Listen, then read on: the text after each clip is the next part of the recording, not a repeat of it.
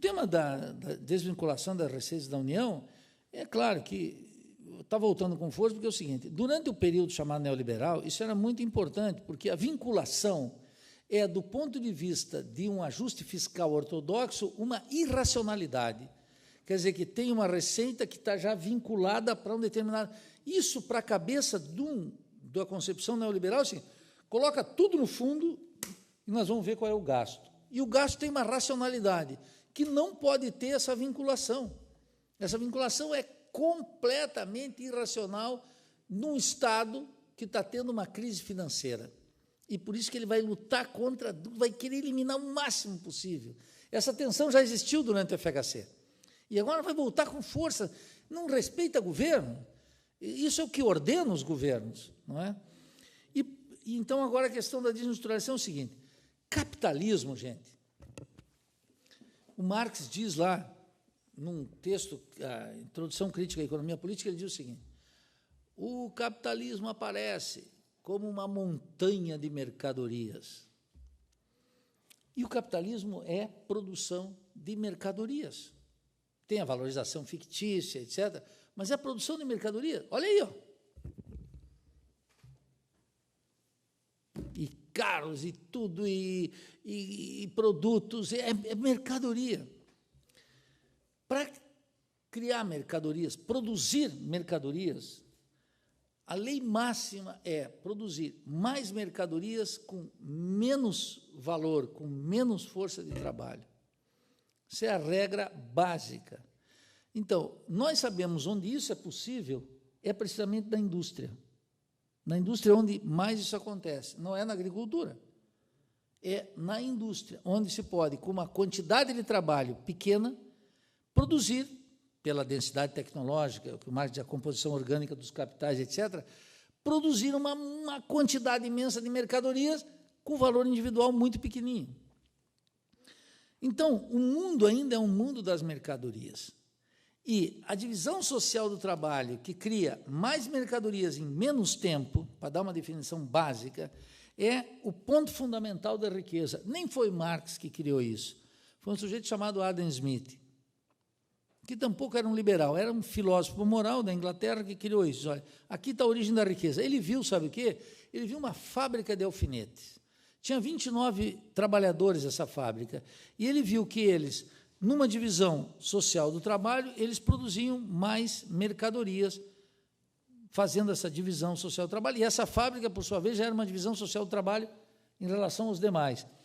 Isso foi se aprofundando de tal forma que a fábrica moderna cria uma montanha de mercadoria, e ali a produtividade do trabalho se eleva, e se eleva cada vez mais com máquinas que produzem máquinas.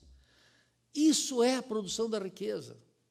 É ali que produz mercadorias a cântaros, de uma maneira gigantesca. O que isso faz? Com mais tempo, quer dizer, com mais mercadorias e menos tempo, nós reproduzimos a vida de maneira mais barata. Mais mercadorias com valor individual menor. Teria que explicar várias coisas. No último seminário, vou voltar com algo disso. Então, o núcleo da produção de riqueza é a produção de mercadorias. É ali que... Porque todo mundo aqui precisa consumir mercadorias para tocar a vida. Então, esse é o núcleo central decisivo. É claro, o trabalho também gera riqueza lá na terra, gera alimentos, minérios, e tira. Não com a intensidade que se produz na indústria. Por isso que a gente diz, a indústria, a produção industrial manufatureira é o centro da produção de riqueza. Inclusive, é ela que ordena, por exemplo, que tenham adubos melhores, controle biológico, é tudo. A agricultura já é um ramo da indústria. Não dá para pensar a agricultura como agricultura. A agricultura não funciona sem a indústria. Tratores, ceifadeiras, coletadeiras, aquelas máquinas gigantes, assim, 20, uma atrás da outra, lá no Mato Grosso, cortando tudo. Não tem mais caminhões que transportam. Toda a produção agrícola é filha da indústria. Se melhora na indústria, melhora a produtividade lá também. Então, nesse mundo de mercadorias é isso. Qual é a questão? E aí nós concluímos. A questão é essa, né? Nos países como o nosso, país da periferia capitalista latino-americana, O fenômeno mais importante nos últimos 20 anos, veja, quando a burguesia diz, ordenamos a economia com o plano real, começamos a ver esse brutal diminuição da presença da indústria no produto. E, ao mesmo tempo, mostramos aquela brutal elevação dos milhões de hectares plantadas e da produção de grãos, que é assim, de maneira gigantesca. Quer dizer, o Brasil, que era o país latino-americano de desenvolvimento capitalista relativo mais avançado, vive hoje basicamente da renda da terra. Por isso que eu disse aqui, queria explicar com um pouquinho de detalhe isso, que não era um capricho o fato de a cultura urbana estar ordenada pelo tipo de música que eu chamei do sertanejo universitário. Percebe? Esse fenômeno, ele é a expressão de um fenômeno mais amplo, que é a importância da renda da terra no desenvolvimento capitalista.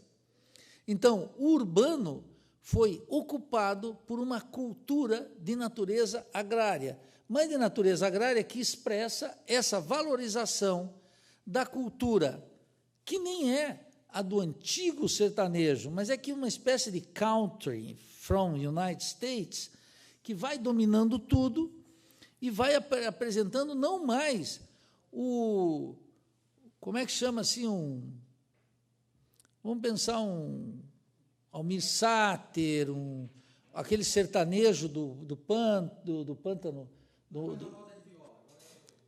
Então veio esse sistema moderno da televisão que mostra o seguinte, que é a expressão dessa decadência industrial e desse ascenso da riqueza agrária, de natureza agrária. Uma grande parte do país exporta produtos agrícolas e minerais. Isso é o grosso da riqueza. Na cultura isso também aparece.